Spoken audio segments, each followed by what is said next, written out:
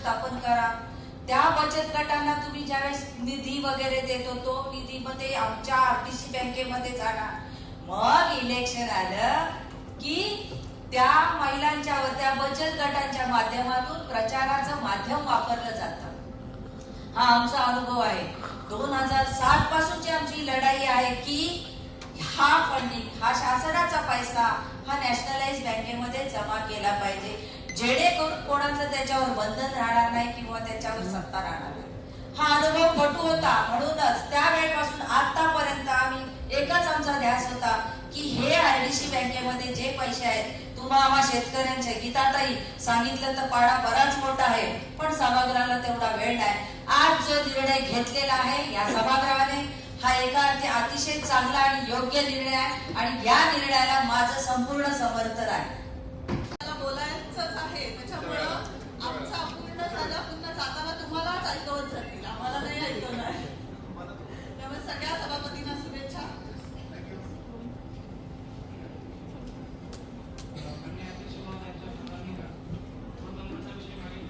प्रवर्ग तर तिथे उत्पन्नाची अट शासनानेच घातलेली नाही। आर्थिक दुर्बल हा एक वेगळा गट शासनाने तयार केला जो वंचित सोडून आहे। म्हणजे ओबीसी मध्ये जर एखादा विद्यार्थी असेल त्याच्या पालकांचं उत्पन्न कितीही असलं तरी तिथे पालकांच्या उत्पन्नाच्या आधारे आपण विद्यार्थ्याचा प्रवेश करू शकत नाही, कारण हे सामाजिक वंचित घटक शासनाने डिक्लेअर केलेले आहे। मॅडम, पंचायत समितीचे अधिकारी आर्थिक बाबी त्या ठिकाणी आणून त्या ठिकाणी ऍडमिशन करतात। याचा मी गेले 3 ते 4 वर्ष हे सगळं मी डोळ्यांनी बघत आहे। तुम्हाला मी पूर्णपणे पुरावा सगळं आणून कसं सिद्ध करू का पुढच्या सभेमध्ये? सर, आपण या वर्षीची जी प्रक्रिया आहे त्याच्याबाबत आपण सर्व अधिकाऱ्यांना आपल्या सूचना सूचित करू शकतो की जे काही शासन निर्णय आहेत त्याप्रमाणे काटेकोरपणे कार्यवाही करावी। या उक्तीप्रमाणे या देशाचा शेतकरी जर सुदृढ झाला तर निश्चितपणे देश सुदृढ होईल या भावनेतना कृषी खाते मला मिळालंय। निश्चितपणे आपल्या भागामध्ये शेतीप्रधान देश आहे, आपल्या भागामध्ये शेतीचं खूप मोठ्या प्रमाणामध्ये उत्पादन घेतलं झालं आणि शेतकरी जर सुखावला तर खऱ्या अर्थाने या देशाचा विकास होऊ शकतो। त्याच्यामुळे मला जे खातं मिळालं आहे त्याच्यामध्ये मी खूप मला समाधानी आणि भाग्यवान समजतो की शेतकऱ्यांचं आणि कष्टकऱ्यांचं खातं मिळालं आहे आणि त्यांची सेवा करण्याची संधी या खात्याच्या नात्याने मिळाली। निश्चितपणे रायगडमध्ये रायगड हे भाताचे कोठार आहे। निश्चितपणे रायगडामध्ये शेतीच्या माध्यमातून नवीन योजना आणि माझ्या शेतकऱ्यांना दिलासा आणि शेतकऱ्यांच्या बरोबर जाण्याची संधी मिळणार आहे याचा मला सार्थ अभिमान आहे। ज्या उन्हाळा जास्त प्रचंड आहे आणि आंबा बागेत सध्या चिंतेत आहेत, अशातच पावसाचा आबट पडतो, याकडे आपण कसं आजच खातं मिळालं आहे। उद्या तातडीने या संदर्भामध्ये मीटिंग लावून आंबा असेल, काजू असेल किंवा अन्य कुठलीही पिके असतील त्याच्या बाबतीमध्ये सखोल अभ्यास करून त्याच्या बाबतीमध्ये सखोल योजना करण्यासाठी प्रयत्न करणार आहोत। काय सांगाल, अर्थ आणि शिक्षण खातं आपल्याकडे आलेलं आहे आणि यामध्ये काम करण्यासाठी देखील मोठा वाव आपल्याला आहे। काय सांगाल, जिल्ह्याच्या विकासासाठी कशी भूमिका असेल? जुना दांडगा अनुभव। आता पहिलं शिक्षण आपण मगाशी ऐकलं, गेले 4 वर्ष जिल्ह्यामध्ये कुठल्याही निवडणुका न झाल्यामुळे प्रशासक कारभार होता आणि त्यामुळे 4.5 वर्षातून निवडणूक झाल्यानंतर सगळे सदस्य या ठिकाणी येऊन त्याने आपल्या आपल्या मतदारसंघातल्या शिक्षणाबद्दल समस्या मांडल्या। त्याची दखल आम्ही सगळ्यांनी, अध्यक्ष, आमचे उपाध्यक्ष, सगळे सभापती आम्ही घेतलेली आहे आणि आम्हालाही ते अवलोकन करून आम्ही निश्चितपणे लवकरच त्यावरती बसू। ज्या ज्या समस्या शिक्षणासंदर्भात सदस्यांनी मांडलेत, सभापतींनी मांडलेत तालुक्याच्या, त्यांना न्याय द्यायचं आम्ही काम करू। आम्ही तिन्ही पक्ष दिल्लीपासून गल्लीपर्यंत महायुतीमध्ये असल्यामुळे आम्हाला आता इथं विरोधक कोण दिसत नाही, त्यामुळे काम करायला सोपं आहे। आमच्यासारख्या सिनियर मेंबरचा निश्चितपणे सगळ्यांना फायदा होईल। राहिला प्रश्न अर्थ खात्याचं बजेट आम्हाला खातं मिळायच्या अगोदरच अध्यक्षांनी मांडलं। म्हणजे इतिहासातला मला जवळजवळ 4था टर्मचा अनुभव आहे। अनेक अर्थसंकल्प मी ऐकले, ते साक्षीदार आम्ही आहोत। त्यामुळे यावेळचा अर्थसंकल्प 250 कोटी रुपयाचा आहे। त्यामुळे जे नवनिर्वाचित सदस्य निवडून आलेले आहेत ते भाग्यवान मी म्हणायला लागेल। 15 वित्त 3.5 वर्षी कोणाला मिळाला नव्हता, तोही आता जवळजवळ 50-60 कोटी रुपये या ठिकाणी आला आहे।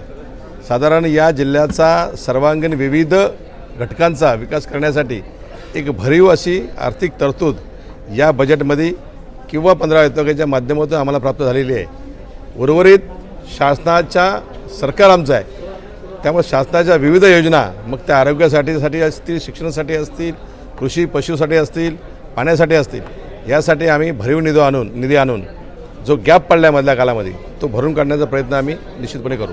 एकूणच 3 पक्ष एकत्रित असल्यानं सत्ता स्थापन झालेली आहे. विरोधक देखील नसले तरी देखील तुमच्यापुढं मोठी कसरत असणार आहे, आव्हान असणार आहे निधीच्या वाटपाबाबत. कसं ही जबाबदारी पेलाल? नाही, आव्हान काही नाही, काही नसणार आव्हान. कारण या वेळेला कारण मी अनेक 30 कोटीचा अर्थसंकल्पाचा साक्षीदार मी आहे. 30 कोटी 50, 60, 70, 80, 100, 111पर्यंत आम्ही गेलेलो आहोत. आता तो 250 कोटीचा अर्थसंकल्प आहे. बराचसा निधी, बऱ्याचशा योजना जिल्हा नियोजन मंडळामध्ये तिथूनही DPC-मधनं बी निधी आम्हाला येतो झेडपीला. या सगळा पाहता आम्ही कुठल्याही सदस्याला नाराज करणार नाही. 59 मतदारसंघामध्ये जेवढे आमच्यासोबत सत्तेमध्ये असणारे सदस्य आहेत, एक 2-4 इकडे तिकडे आहेत, पण ते कुणाच्या तरी काकाखाली आहेत, कुणाच्या सोबत आहेत स्थानिक लेवलला. त्यामुळे चांगल्या प्रकारे विकास होईल आणि आम्ही शुद्ध मंडळी आहोत. रायगड जिल्हा परिषदेनं राज्याला आणि देशाला नेतृत्व दिलेलं आहे किंवा खूप मोठमोठ्या पदावर जी लोक गेलेली आहेत. जिल्हा परिषदेच्या शाळांची जी दयनीय अवस्था आहे किंवा शिक्षणाची जी घसरती काळात आहे, कशी सुधारणा होईल आणि विशेष लक्ष काय दिलं, प्रभावी असं काय काम आपल्याकडून होणार? बघा, आमचा जो अभ्यास आहे की शिक्षणामध्ये प्राथमिक शाळा ज्या आहेत आपल्या मराठी माध्यमच्या, यांच्यामध्ये पटसंख्या फार घटते. वर्गखोल्या दिल्या, आपण स्वच्छतागृह दिली, काही ठिकाणी नसतील, परंतु पटसंख्या घटते. त्याला कारणीभूत जर मला विचारलं तर आम्ही लोकप्रतिनिधी आणि अधिकारी आहेत. कारण आमचीच मुलं, मग आमचा सरपंच असेल, ग्रामपंचायत सदस्य असेल, शिक्षक असेल, शिक्षक लाख पगार घेतो प्राथमिक शाळेत 2 मुलांवरती, आणि त्याची मुलं खाजगी शाळेमध्ये असतात. आज आता मगाशी सदस्याने जे इथं प्रश्न मांडले तर बऱ्याचशा पनवेलचा विषय घेतला की त्या ठिकाणी खाजगी शाळांमध्ये विद्यार्थी भरपूर आहेत आणि प्राथमिक शाळांमध्ये विद्यार्थी नाहीत. ही स्थिती आम्ही सगळी मंडळी एकत्र बसून नेमकं आपल्याला काय करायला लागेल, प्राथमिक शाळांच्या शिक्षणाचा दर्जा किंवा विद्यार्थी पटसंख्या कशी वाढवता येईल यासाठी आम्ही सखोल अभ्यास करून येणाऱ्या काळामध्ये उपाययोजना करू. शिक्षण मंत्री शिवसेनेचे बऱ्याच काळ होते, मात्र कोणत्याही प्रकारची पदं भरती झालेली नाही आणि अनेकदा त्यांना आत्ताही शिक्षण मंत्री शिवसेनेचे आहेत दादा भुसे. त्यामुळे निश्चितपणे आमच्या, कारण इथे काय झालं, इथे त्यांच्यापर्यंत प्रश्न नेणारे यंत्रणाच नव्हती. इथे जिल्हा परिषदेला लोकप्रतिनिधी नसल्यामुळे, पंचायत समितीला सभापती नसल्यामुळे जे सरकारमध्ये आमचे मंत्री आहेत त्यांच्यापर्यंत इथल्या समस्या मांडणारी यंत्रणा नव्हती. प्रशासनाला मर्यादा येतात, प्रशासन फक्त कागदी बोलतो. आम्ही आता उद्या अध्यक्ष आहेत, उपाध्यक्ष, आम्ही तिन्ही पक्षाचे प्रमुख, जे सत्तातले प्रमुख आम्ही या ठिकाणी आहोत. उद्या आम्ही तिघेही आमच्या तिन्ही नेत्यांना बोलून समोर हे प्रश्न मांडू की आम्हाला हे सोडवले पाहिजेत. हा आरोग्याचा आहे, हा शिक्षणाचा आहे, हा पाण्याचा आहे, हा दळणवळणाचा आहे. त्यामुळे निश्चितपणे येणाऱ्या काळामध्ये तुम्हाला हा बदल दिसेल. तर सर काय सांगाल, आज अतिशय महत्त्वपूर्ण अशी रायगड जिल्हा परिषदेच्या सदस्यांची आणि सभापतींची बैठक झालेली आहे. नेमकी ही पदं कोणकोणती आहेत, कुणाकुणाच्या वाट्याला त्या ठिकाणी मिळालेली आहेत? आज रायगड जिल्हा परिषद सत्ता स्थापन झाल्यानंतर आज विशेष समित्या म्हणून आपण वैकुंठ पाटील आणि उत्तमराव कळंबे यांना आपण विशेष समिती यांची निवड केली होती. आज आपण बांधकाम आणि आरोग्य हे रायगड जिल्हा परिषद उपाध्यक्ष मधुकरजी पाटील, तशाच पद्धतीने कृषी व पशुसंवर्धन हे आमचे गटनेते वैकुंठ पाटील, तशाच पद्धतीने अर्थ व शिक्षण हे आमचे चंद्रकांतजी कळंबे यांना आपण हे खाते वाटप आज केलेलं आहे. नेमकं बैठकीमध्ये काय उद्देश होता आणि कशा पद्धतीने चर्चा झालेली आहे?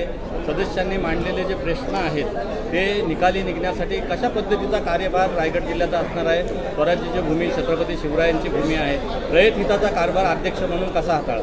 खऱ्या अर्थानं आज रायगड जिल्हा परिषद एक अभूतपूर्व यश महायुतीला मिळाले. आज भारतीय जनता पार्टीला इतिहासात पहिल्यांदा जिल्हा अध्यक्षपद मिळालं आहे. आज भारतीय जनता पार्टी, राष्ट्रवादी काँग्रेस, शरद पवार गट, त्याच पद्धतीने आज भारतीय जनता पार्टी, राष्ट्रवादी, अजित पवार गट, तशाच पद्धतीने शिंदे गट आणि उभाटा आमची महायुती आहे. 59 पैकी 57 सन्मान्य सदस्य हे सत्तेमध्ये आहेत. यांना सर्वांना घेऊन या रायगडला एक सर्वांगीण विकास करून रायगडचे जे प्रलंबित प्रश्न गेल्या 4 वर्षात इथे कोणत्याही प्रकारचं प्रशासन नव्हतं, त्यामुळे जी अधिकाऱ्यांमध्ये आलेलं मुजोर अधिकारी यांच्यावर वचक करून या भविष्य काळात रायगड जिल्हा सर्वसंपन्न कसं होईल यासाठी आम्ही सारी मंडळी एकत्र इथे काम करून रायगड जिल्हा पुढे नेण्यासाठी सातत्याने प्रयत्न करू. रायगड जिल्ह्याचा आपण एक थोड्या दिवसापूर्वी बजेट सादर केला. तो बजेट 85 करोडवरून 175 करोडचा आपण बजेट सादर केला. त्याच पद्धतीनं देशामध्ये नरेंद्र मोदींचं भारतीय जनता पार्टी सरकार आहे. त्याच पद्धतीनं राज्यात महायुतीचं देवेंद्र फडणवीस साहेब, सुनेत्राताई पवार, तशाच पद्धतीने एकनाथजी शिंदे यांच्यामार्फत सरकार आहे. तिथे जाऊन तिथून मोठा भरघोस निधी आणून या रायगड जिल्ह्यामध्ये सर्व ज्या प्रलंबित योजना आहेत त्या पूर्ण करण्याचा आम्ही निश्चित प्रयत्न करू. रायगड जिल्ह्यामध्ये मार्च, एप्रिल आणि मे महिन्यामध्ये भीषण पाणी टंचाई जाणवते. एकूणच जर आपण बघितलं तर जलजीवन मिशनच्या योजनेबद्दल, भ्रष्टाचाराबद्दल देखील आपण या ठिकाणी कारवाईचे संकेत दिलेले आहेत. काय सांगाल? अनेक सत्ता वेगवेगळ्या पद्धतीच्या आल्या. रायगड जिल्ह्यामध्ये सातत्यानं सांगितलं जातं की महिलांच्या डोक्यावरील हंडा उतरवला जाईल. पाण्याची समस्या कशी मार्गी लावली जाईल भविष्याच्या काळात? जलजीवन मिशन योजना ही नरेंद्र मोदी साहेबांची एक ड्रीम प्रोजेक्ट आहे आणि त्याच्या माध्यमातून प्रत्येक नागरिकाला हर घर नळ मिळालं पाहिजे यासाठी योजना कार्यान्वित होती. मात्र मागच्या 4 वर्षामध्ये कोणतेही प्रशासन नसल्यामुळे मुजोर अधिकारी आणि कॉन्ट्रॅक्टर यांनी संगनमत करून ज्या ज्या योजना फेल केलेत त्यांची सर्वांची चौकशी लावून प्रत्येक योजनेमध्ये ज्या योजनेला सोर्स असेल त्याच योजनेला पुढचं बिल देण्यात येईल. ज्यांनी योग्य पद्धतीने काम केलं त्याला बिल देण्यात येईल आणि ज्यांनी योग्य रीतीने काम नसेल केले किंवा कुठल्याही प्रकारचा भ्रष्टाचार असेल अशा पद्धतीचे जे कॉन्ट्रॅक्टर असतील त्यांना ब्लॅकलिस्ट करून आणि ज्या ज्या अधिकारी याच्या सामील आहेत त्यांना पदच्युत करून आम्ही येणाऱ्या काळात जलजीवन मिशन योजना ही कशा पद्धतीने कार्यान्वित करू यासाठी आम्ही डे नाईट काम करून ही योजना अतिशय चांगल्या पद्धतीने करून प्रत्येक नागरिकाला त्याचा मूलभूत हक्क आहे की त्याला पाणी मिळालं पाहिजे ते करण्यासाठी आम्ही कटिबद्ध आहोत. सर, रायगड जिल्ह्याच्या शैक्षणिक मुद्द्यावर या ठिकाणी आपण पाहिलं तर अतिशय गांभीर्याने अनेकांनी मतं मांडली. 1.5 तासाहून अधिक चर्चा केवळ एकाच विषयावर चालली. काय आहे नेमके शैक्षणिक कशा पद्धतीची दुरावस्था झाली? खऱ्या अर्थानं आपण जर आज बघितलं तर मराठी शाळांमधील जी रोडवलेली मुलांची संख्या आणि संख्या वाढवण्यासाठी मागच्या काळात काही व्यवस्थित काम झालं नाही. त्यासाठी आपण बजेटमध्ये तरतूद केली की प्रत्येक शाळा ही स्मार्ट झाली पाहिजे. मग प्रत्येक शाळेत संगणक असला पाहिजे, प्रत्येक शाळेत LED असली पाहिजे, प्रत्येक शाळेत वायफाय असला पाहिजे, प्रत्येक शाळेत आरोचा फिल्टर असला पाहिजे, प्रत्येक शाळेमध्ये मुलांसाठी टॉयलेटची व्यवस्था मुलांसाठी वेगळी असली पाहिजे. ती शाळा चांगल्या पद्धतीने ज्यावेळी आपण चांगला इन्फ्रास्ट्रक्चर देऊ त्यावेळी तिथे विद्यार्थ्यांची संख्या वाढेल. आणि येणाऱ्या काळात सर्व शिक्षकांना, सर्व विभागाला मी सूचना करणार आहे की येणाऱ्या काळात आपली पटसंख्या कशी वाढेल यासाठी आम्ही सारासार बैठक करून ही पटसंख्या वाढवून एक चांगला शाळेमध्ये काम करण्याचा प्रयत्न करू. सर, जिल्ह्याच्या 15 तालुक्यातील अनेक तालुक्यांमधील अनेक महत्त्वाच्या ठिकाणची जी आरोग्य केंद्र आहेत, उपजिल्हा रुग्णालय आहेत, हे काट टाकतायत आणि एकूणच सलाईनवरच ती आरोग्य केंद्र असल्याचं दिसतंय आणि रिक्त जागांबाबत देखील आपली चर्चा अनेकदा झालेली आहे. काय सांगाल, या रिक्त जागा कधी भरल्या जातील? या इमारती देखील काही अशा धुळकात पडलेल्या आहेत. करोडोचा निधी त्या ठिकाणी वापरला आहे. कशा पद्धतीनं सुधारणा होईल? आजच ह्या संदर्भात खातेवाटप जे आहे ते आपले सन्माननीय उपाध्यक्ष मधुकरजी पाटील यांना हे खातेवाटप झालेलं आहे. येणाऱ्या काळात आम्ही सर्व मंडळी या संबंधित सर्व PSCची बैठक लावून या बैठकीमध्ये ज्या ज्या समस्या आहेत त्या सोडवण्याचा निश्चित प्रयत्न करू. अंगणवाडी खाद्यामध्ये अतिशय निकृष्ट दर्जाचा पोषण आहार या ठिकाणी येतोय.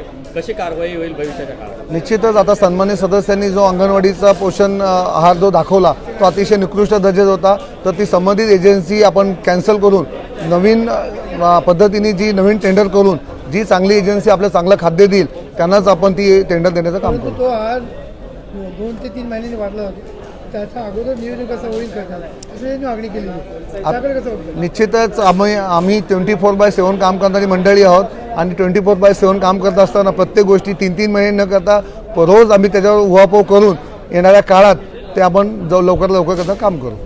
एकूणच पाचाड जिजाऊ समाधी स्थळ जे आहे त्या ठिकाणी ज्यावेळेस आम्ही जातो तर त्यावेळेस कुणाच्याही लक्षात न आलेली बाब आपल्या लक्षात आणून देतो की स्वराज्य सूर्य छत्रपती शिवाजी महाराजांच्या मातोश्री आहेत. त्यांच्या मातोश्रीच्या नावाची जी पाटी आहे त्या पाटीवर काही अध्यक्षरं चुकलेली आहेत.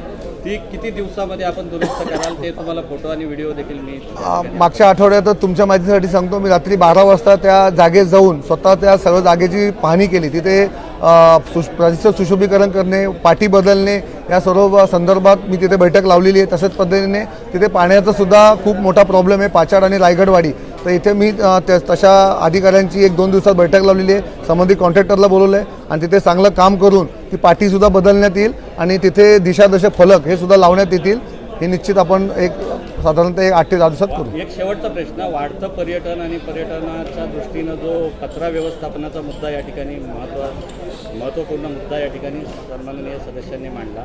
कचरा व्यवस्थापन बदलत्या काळामध्ये कसं सुधारणा करा? निश्चितच कचरा व्यवस्थापन हा फार मोठा विषय आहे. म्हणजे त्या संदर्भात आपण लवकरच बैठक लावून तो कचरा व्यवस्थापन कुठे कुठे आपल्याला करता येईल त्या संदर्भात आपण निर्णय घेऊ. कमिट्यांवर अतिशय प्रभावीपणे काम करणारी आणि अनुभवी माणसं आपण या ठिकाणी नियुक्त केलेली आहेत. कमिट्यांच्या माध्यमातून कशा पद्धतीनं पारदर्शक आणि चांगला प्रभावी कारभार या ठिकाणी होईल? खऱ्या अर्थानं पाहिलं तर आज महायुतीचं सरकार आल्यानंतर ह्याच्यात सर्व अनुभवी लोक आपल्यासोबत आहेत. आज वैकुंठजी पाटील यांची सेकंड टर्म आहे, त्यांनी विरोधी पक्ष नेतेपद भूषवलेलं आहे. त्याच पद्धतीने आज आपले कळम साहेब असतील ही त्यांची 4थी टर्म आहे आणि सन्माननीय मधुकरजी पाटील यांच्या सुविध पत्नी ह्यासुद्धा जिल्हा परिषद सन्मानित सदस्य होत्या. त्यांनाही खूप मोठा कामाचा अनुभव आहे. यांच्या सर्वांच्या सोबत राहून आणि आता आपण बघितलं नारायण डामसेजी यांचीसुद्धा ही 3री टर्म आहे. रसिका वहिनी ह्यासुद्धा खूप कार्यक्षम आहेत आणि या सर्वांना सोबत घेऊन खऱ्या अर्थानं गतिमान काम करण्याचा आम्ही प्रयत्न करू. धन्यवाद.